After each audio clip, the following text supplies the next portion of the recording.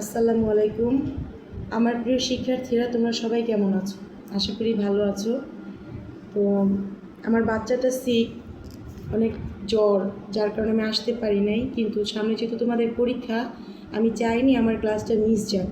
তাই অনলাইনে আমি তোমাদের ক্লাস রেকর্ড করছি এবং তোমরা আমার পিরিয়ডে এই ভিডিওটা দেখবা আশা করি, এবং ক্লাসের মতো করেই ক্লাসে অ্যাটেন্ড করবা, আমার ক্লাসটা করবা। তোমাদের আমি পড়াচ্ছি হচ্ছে প্রথম পত্রের চতুর্থ অধ্যায়। বিক্রিয়ার হার সম্পর্কিত যে অধ্যায়টা। তো এখান থেকে আমি তোমাদের কিছু বিষয় পড়িয়েছি, আমি একটু রিপিট করছি কী কী পড়িয়েছি। তোমাদের আমি গ্রিন কেমিস্ট্রি বলেছি, তারপর অ্যাটম ইকোনমি বলেছি, তারপরে হচ্ছে তোমার বিক্রিয়ার হার, সাম্যাবস্থা, অভিমুখী বিক্রিয়া, পশ্চাৎমুখী বিক্রিয়া, সাম্যাবস্থা, তারপর তোমার প্রভাবকের প্রকারভেদ, এগুলো আমি তোমাদের SW দিয়েছিলাম। তারপরে তোমাদের বিক্রিয়ার হার নির্ণয়ের বিভিন্ন পদ্ধতি, বিভিন্ন সূত্র শিখিয়েছি। তারপরে তোমার লাসাতলির নীতি শিখিয়েছি। লাসাতলির নীতির তাপোৎপাত এবং তাপহারী বিক্রিয়ার ক্ষেত্রে লাসাতলির নীতির প্রয়োগ দেখিয়েছি। এবং তারপরে সর্বশেষ তোমাদের করিয়েছি সাম্য ধ্রুবক, ঘনমাত্রার সাপেক্ষে যে সাম্য ধ্রুবক নির্ণয় KC এর ম্যাথ করিয়েছি লাস্ট পর্যন্ত, এবং 5টা KC এর ম্যাথ তোমাদের আমি হোমওয়ার্ক দিয়েছিলাম। আমি অবশ্যই নেক্সট ক্লাসে এসে হোমওয়ার্ক চেক করব, এবং যারা আজকে হোমওয়ার্ক করে এনেছো তারা তো প্রতিদিনের কাজ কমপ্লিট করেছো, এই জন্য তোমাদের থ্যাঙ্কস।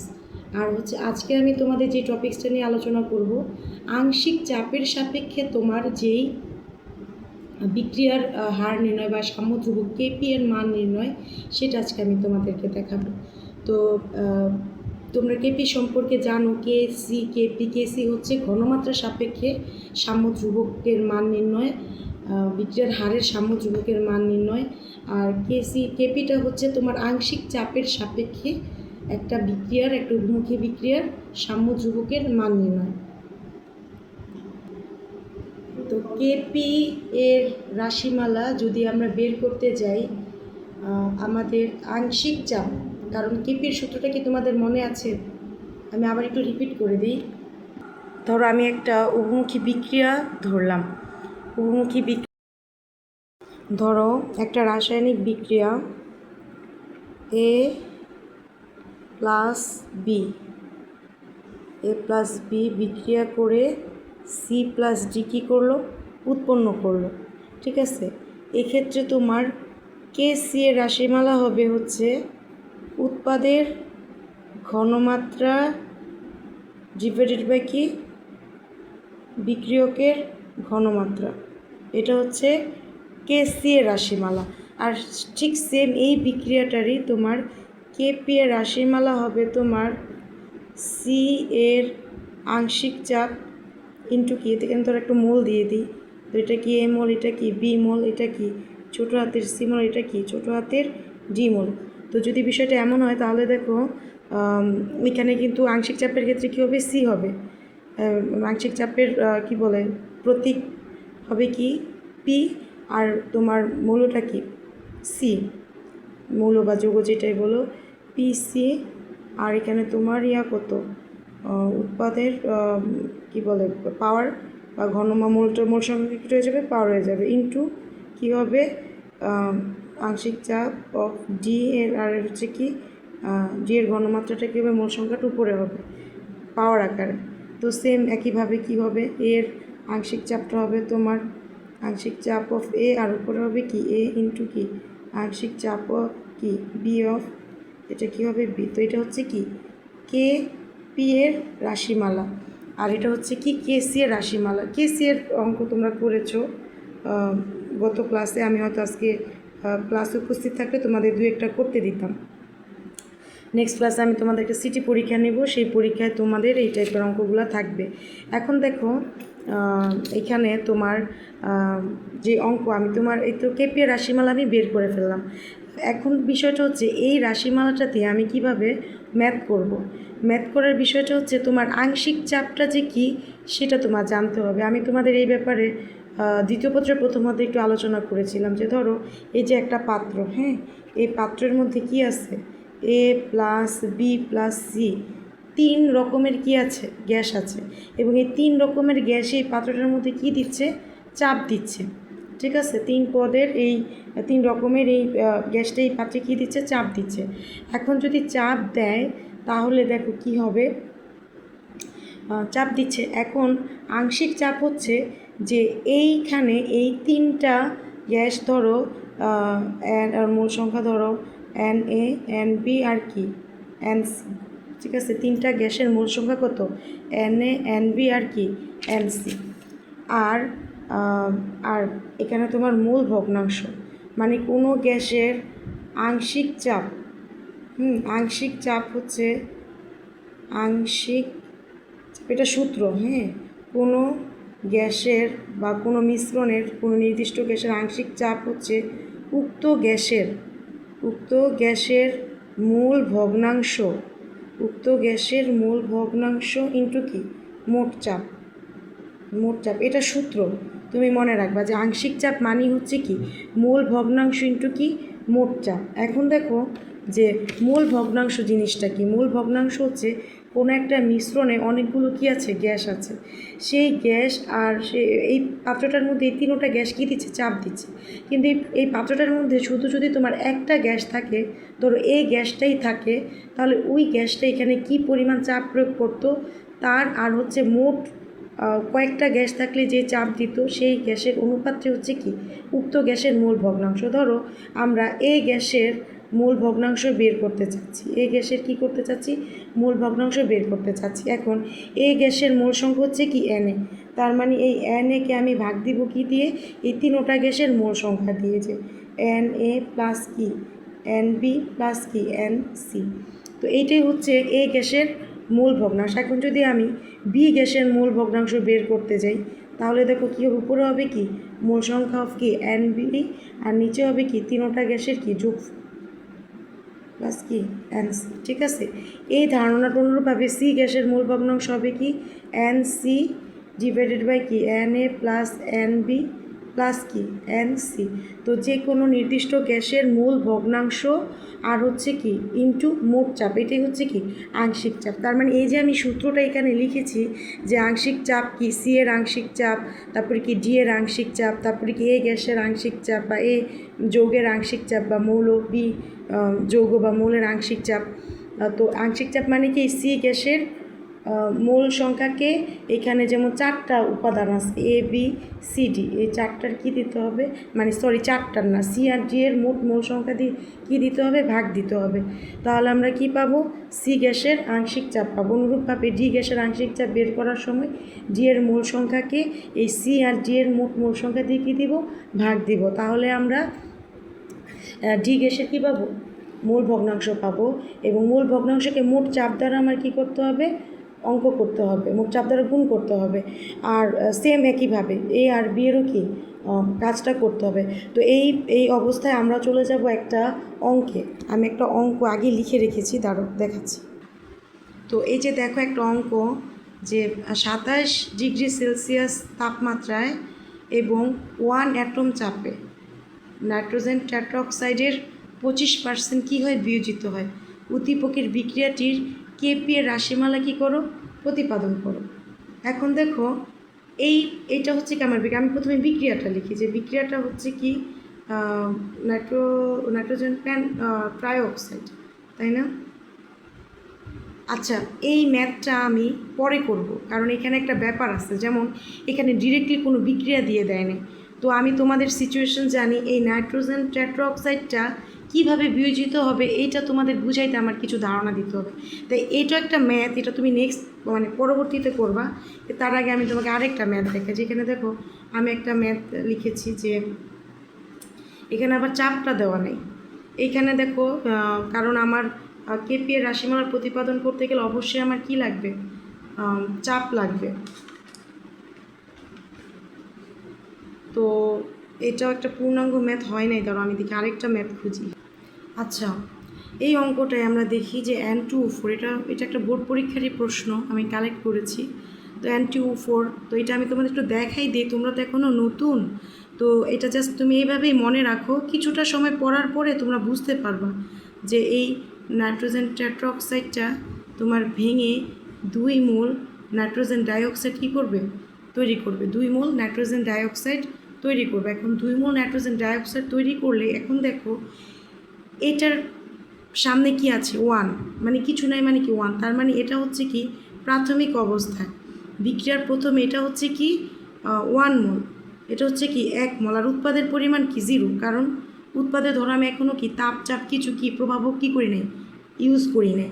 তো সাম্যাবস্থায় বা টি সময় পরে ধরো সাম্যাবস্থায় কী হইল, কিছু পরিমাণ কি বিয়োজিত হবে না, এখানে বইলা দিছে কত পার্সেন্ট বিয়োজিত হয়, 25%।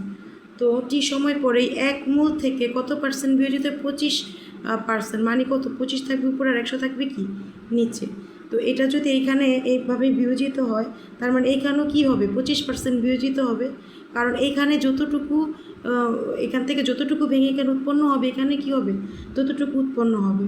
তারপরে দেখো এটাকে আমি একটু শেষ করি, তাহলে কী হবে 1 মাইনাস এটা কী হবে, তুমি ক্যালকুলেটারে করো, 0 পয়েন্ট কত হবে 25 হবে, এটার মান কত হবে 0 পয়েন্ট কত হবে 25 হবে, 25 এটা কি মোল, এটাও মোল এটাও কি মোল। এখন দেখো মোল হলো এখন 1 থেকে 0.25 যদি চলে যায় 0 পয়েন্ট কী থাকে 75 মোল কি থাকে, বিক্রিয়ক থাকে, আর উৎপাদ থাকে, উৎপাদ উৎপন্ন হয় কত 0.25 মোল কি উৎপন্ন হয়, উৎপাদ উৎপন্ন হয়। ওকে, আমরা এতটুকু জেনেছি যে আর এগুলোই কিন্তু মোল সংখ্যা, যে তোমার নাইট্রোজেন টেট্রাঅক্সাইডের মোল সংখ্যা কত 0.75 মোল, আর নাইট্রোজেন ডাইঅক্সাইডের মোল সংখ্যা কত 0.25 মোল। এখানে একটা বিষয় আছে, দেখো এই নাইট্রোজেন ডাইঅক্সাইডের আগে কিন্তু 2 আসবে, তার মানে এদের প্রত্যেকের সাথে কিন্তু ইন্টু কী রাখতে হবে, 2 রাখতে হবে। তো ইন্টু 2 যদি আমি রাখি, তো 2 ইন্টু 0.5, কারণ এখানে উৎপাদ কত, এটা 1 মোল ছিল কিন্তু উৎপাদ কিন্তু হচ্ছে কি 2 মোল, তার মানে এখান থেকে 0.25 মোল যদি উৎপন্ন হয়ে থাকে তাহলে এখানে কি হবে 2 ইন্টু 0.25, এটার মান হয় কত 0.50 মোল উৎপাদ কি হয়, উৎপন্ন হয়, তাই না। এখন দেখো আমার বের করতে হবে কি কেপি এর রাশিমালা, তাই তো। এখন কেপি এর সূত্র অনুসারে আমরা জানি যে আমরা জানি কেপি ইজ ইকুয়াল টু উৎপাদ কি, এটা না, এটা হচ্ছে কি উৎপাদ, কেপি কি আংশিক চাপ মানে কি পি, আংশিক চাপ কী দিয়ে বুঝাবো, পি দিয়ে বুঝাবো। এটা কার আংশিক চাপ, নাইট্রোজেন ডাইঅক্সাইড, আর নাইট্রোজেন ডাইঅক্সাইডের সাথে মোল সংখ্যা কত আছে 2, এই 2 কী হয়ে যাবে উপর উঠে যাবে, ঠিক আছে। আর নিচে হবে কি বিক্রিয়ক এখানে কি একটা বিক্রিয়ক আছে কি N2O4, তার মানে আংশিক চাপ কি হবে N2O4। আর এটার উপরে পাওয়ার কি আছে 1 তো আর দিতে হয় না। এখন দেখো আংশিক চাপ মানে কি, এই যে NO2 এর মোল ভগ্নাংশ ইন্টু কি মোট চাপ, তার উপরে আবার কি হোল স্কোয়ার। তো এখন দেখো NO2 এর আংশিক চাপ আগে আমি বের করবো, NO2 এর আংশিক চাপ হচ্ছে NO2 এর, এই যে আমি একটু ভেঙেই লিখি যে NO2 এর মূল ভগ্নাংশ ভাগ কি মূল ভগ্নাংশ ইন্টু কি মোট চাপ, এর উপরে আবার কি পাওয়ার কত 2 হোল স্কোয়ার। তো নিচে কি হবে N2O4, তো এরকমই N2O4 এর। তো এখন দেখো সূত্র যদি মনে থাকে তোমার, যে নাইট্রোজেন ডাইঅক্সাইডের মূল ভগ্নাংশ হবে কি নাইট্রোজেন ডাইঅক্সাইডের মোল সংখ্যা ডিভাইডেড বাই কি, এইখানে কয়টা গ্যাস আছে, 2টা গ্যাস, একটা হচ্ছে কি এটা বিক্রিয়ক আর একটা কি উৎপাদ। তাহলে দেখো একটু কি নাইট্রোজেন ডাইঅক্সাইডের মোল সংখ্যা প্লাস কত নাইট্রোজেন টেট্রাঅক্সাইড N2O4 এর কি মোল সংখ্যা একটু মোট চাপ কত 1, মোট চাপ কত 1, সরি ক্যামেরাটা একটু উপরে ধরে ফেলছিলাম। অনুরূপভাবে N2O4 এর মোল ভগ্নাংশ হবে কি, এই যে উপরে থাকবে কি N2O4 এর মোল সংখ্যা, নিচে থাকবে কি মোল সংখ্যা অফ কি N2O4 প্লাস কি মোল সংখ্যা কার, মোল সংখ্যা হবে তোমার নাইট্রোজেন ডাইঅক্সাইড ইন্টু কত মোট চাপ কত 1। এখন দেখো এখন আমি মোল সংখ্যা কীভাবে বের করব, আমরা এখানে ফিরে আসি। দেখো এখানে তোমার নাইট্রোজেন ডাইঅক্সাইডের মোল সংখ্যা কত ছিল, নাইট্রোজেন ডাইঅক্সাইড কোথায় আছে, এখানে নাইট্রোজেন ডাইঅক্সাইডের মোল সংখ্যা হচ্ছে তোমার 0.50, 0.50 ইন্টু কত, মোট চাপ কত 1, মোট চাপ কত 1 আছে, এখানে একটা বিষয় আছে, মোট চাপ কত 1, আর নিচে এই যে এতটুকু হবে কি দেখো, উপরে কত, আচ্ছা আমি কী করলাম, আচ্ছা কেটে দিলাম, এটা হচ্ছে আমার মেইন ভগ্নাংশটা। হ্যাঁ, তো তোমার হ্যাঁ উপরে নিচে, সরি আমি ঠিকই লিখেছিলাম। তো এখানে হবে তোমার কত, নাইট্রোজেন ডাইঅক্সাইডের মোল সংখ্যা হচ্ছে কত, এই যে দেখো নাইট্রোজেন ডাইঅক্সাইডের মোল সংখ্যা হচ্ছে তোমার 0.50, তো আমি কত লিখবো, 0.50 ইন্টু কত, মোট চাপ কত 1, এটার উপরে আবার কি অল স্কোয়ার, দেখো এই পুরোটার উপরে কি আছে, অল স্কোয়ার আছে, আর এটা নিচে কি আছে, মোট মোল সংখ্যা। তাহলে মোট মোল সংখ্যা কত হবে, 0.75 প্লাস কত, 0.50, দেখো 0.75 প্লাস কত, 0.50। আমি না যোগ করব না, কারণ যোগ করলে যোগ তোমরা করবে, আমি শুধু সিস্টেমটা দেখিয়ে দিচ্ছি। তো এরপরে যে নিচের অংশটুকু কার, এতটুকুর কি হবে তোমার, নাইট্রোজেন টেট্রাঅক্সাইড ওর মোল সংখ্যা কত হচ্ছে 0.75, কত 0.75 ডিভাইডেড বাই কত, এই দুটার মান কি সব জায়গাতেই সমান আছে, 0.75 প্লাস কত 0.50, ঠিক আছে। তো এইখানে আমার ক্যালকুলেশনে, শোনো ক্যালকুলেশন একটু ঝামেলা থাকতে পারে, কিন্তু সিস্টেমটা এইভাবে, গতানুগতিক সিস্টেমটা কীভাবে, তো তোমরা পরে কি করবা, এটারে কি করবা, হোল স্কোয়ার করবা, এটার কি যোগফল বের করবা, তারপরে এই দুইটার কি যোগফল, কারণ এটার উপরে কী নাই, কোনো পাওয়ার নেই, মানে কি 1 যোগ করবা। তো এইভাবে তুমি তারপরে কি বের করবা, কেপির কী করবা, রাশিমালা বের করবা, ঠিক আছে। তো আমি তোমাদের এখন আরেকটা ম্যাথ দেখাবো। দেখো এই যে আরেকটা বিক্রিয়া, X2Y4 বিক্রিয়া করে 2 মোল XY উৎপন্ন করলো, এটা একটা তাপোৎপাদী বিক্রিয়া, এটা ঘ নাম্বারের জন্য প্রয়োজন। ঘ নাম্বারের জন্য তোমার বিক্রিয়াটির কেপি এর কি নির্ণয় করো, মান নির্ণয় করো। এখানে দেখো কোনো বিয়োজন মাত্রা দেওয়া নেই, যে সাম্যাবস্থায় কতটুকু ভেঙেছে তার কি দেওয়া নেই, পরিমাণ দেওয়া নেই। তো আমরা তখন ধরে নিব যে বিয়োজন মাত্রা কত, আলফা, বা তোমার ইচ্ছা মতো এ ধরে নিবা। তো যাই হোক, আমি যেহেতু কেপি এর রাশিমালা নির্ণয় করব, তো কেপি এর সূত্রটা, মানে প্রথমে আমি বিক্রিয়াটা লিখে নিই, যেহেতু আমি সমাধান করব। তো বিক্রিয়াটা হচ্ছে কি, X2 কি Y4 বিক্রিয়া করে কি তৈরি করতেছে, 2XY2 কি করতেছে, উৎপন্ন করতেছে। এখন আমি ধরে নেই ও কি প্রাথমিক অবস্থায় বিক্রিয়ক আছে কি 1 মোল, আর উৎপাদ কি 0 মোল। কারণ প্রাথমিক অবস্থায় আমি যদি বিক্রিয়া না করি তাহলে তো কোনো উৎপাদ পাবে না। তো কিছু সময় অতিক্রান্ত হওয়ার পর ধরো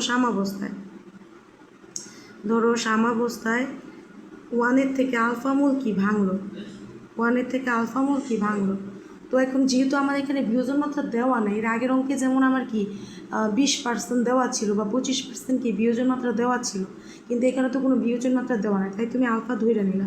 তো এখানে যদি তোমার আলফা মোল ভাঙে, এখানেও কী হবে, আলফা মোল কী হবে, উৎপন্ন হবে। কিন্তু এখানে দেখো আলফার সাথে কি আছে, একটা 2 আছে, তার মানে এখানে কি উৎপন্ন হবে, 2 আলফা মোল উৎপাদ কী হবে, উৎপন্ন হবে। তো এখন দেখো, যেহেতু আমাদের মোল ভগ্নাংশ নির্ণয় করতে গেলে মোট মোল সংখ্যার দরকার হয়, তাই আমি এখানে মোট মোল সংখ্যা নির্ণয় করে ফেলি। মোট মোল সংখ্যা ইজ ইকুয়াল টু কী হবে, এই দুটা মোল সংখ্যার কি যোগফল। ধরো বিক্রয়কের মোল সংখ্যা কত 1 মাইনাস আলফা, আর উৎপাদের মোল সংখ্যা কত 2 আলফা, এই দুটাকে যোগ বিয়োগ করো, তাহলে কি থাকে 1 প্লাস আলফা মোল কি হয়, মোট মোল সংখ্যা, মানে কি এন অফ কি X2 কি Y4 প্লাস কি মোল সংখ্যা অফ কি XY2 সমান সমান কত হয়, 1 প্লাস কি হয়, আলফা মোল হয়। ঠিক আছে, এই পর্যন্ত তো আশা করি বুঝেছো। ঠিক আছে, তবু আমি আরেকবার বলি, এখানে যে কোনো একটা বিক্রিয়া দিয়ে দিয়েছি, এই বিক্রিয়াটার আমি কি নির্ণয় করব, আংশিক চাপের সাপেক্ষে কি নির্ণয় করব, কেপি এর সাম্যধ্রুবক কেপি এর রাশিমালা কী করব, নির্ণয় করব। তো আমি প্রথমে বিক্রিয়াটা লিখেছি। তো প্রাথমিক অবস্থায় বিক্রিয়ক কী থাকবে, 1 মোল থাকবে, উৎপাদ কী থাকবে 0।